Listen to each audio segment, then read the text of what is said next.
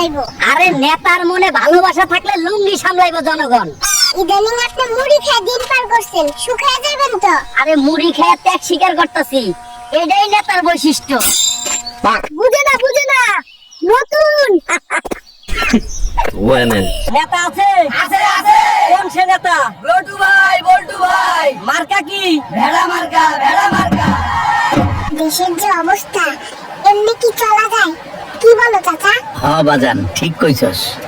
তাই সিদ্ধান্ত নিলাম, এবার আমিই নির্বাচনে খারামু। জনগণ নেতা চাই, অভিনেতা না। আর তুই বাজার না কইরা চায়ের দোকানে আড্ডা দিতেছস? বাজার তো আগুন, সিন্ডিকেট ভাঙতে এই নির্বাচনে আমি খারামু। নির্বাচন করতে তো বহুত টাকা লাগে, আমার এই টাকাই তো পোস্টারই হইব না। ব্যাংক থেকে কিস্তি লমু নাকি? আমার তো কোনো সম্পত্তি নাই, হলফনামায় কি দিমু? আমার তো এক ভাঙা খেলনা ছাড়া কিচ্ছুই নাই। আর দোয়া রাখেন, যাই নমিনেশন নিয়ে আনি, সততা দিয়া কি আর ভোট হইব? আপনার না কোনো টাকা নাই, জনগণই ভরসা। পোস্টার ছাপাইলেন কেমনে? আরে লোন লয়ে ছাপাইলাম। বুঝলি লাল বাবু, একটু চালাক না হইলে দুনিয়াতে টাকা মুশকিল। আর এটা তো নির্বাচন, পোস্টারে আমার ছবিখানা দেখ, এমন নুরানি চেহারা দেখলে জনগণের এমনিই ভক্তি আইব। সারাদিন ধরে এই মাইক্রোফোন নিয়ে কি বকবক করেন? আরে বড় স্টেজে ভাষণ দিমু, তাই প্র্যাকটিস করতেছি। লাল বাবু, সবসময় মনে রাখবি, practice makes a man perfect.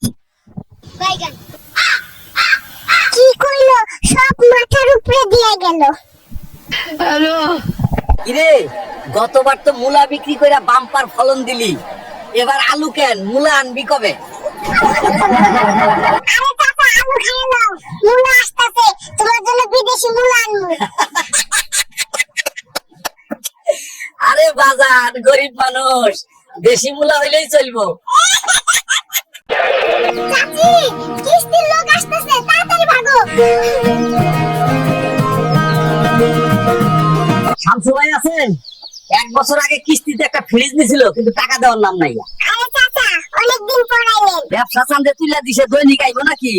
কিন্তু বিষয়টা হলো আমার বড় আব্বা দীর্ঘদিন বাড়ি আসে না, তাই সবাই কইতাছে আপনি আব্বারে কিছু করছেন, এর লাগি মায়ে আপনার নামে থানায় জিডি করছে।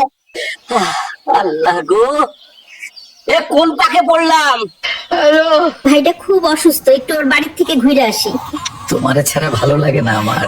আচ্ছা, অসুস্থ যখন যাও। দাদু, তুমি অভিনয় সেরা।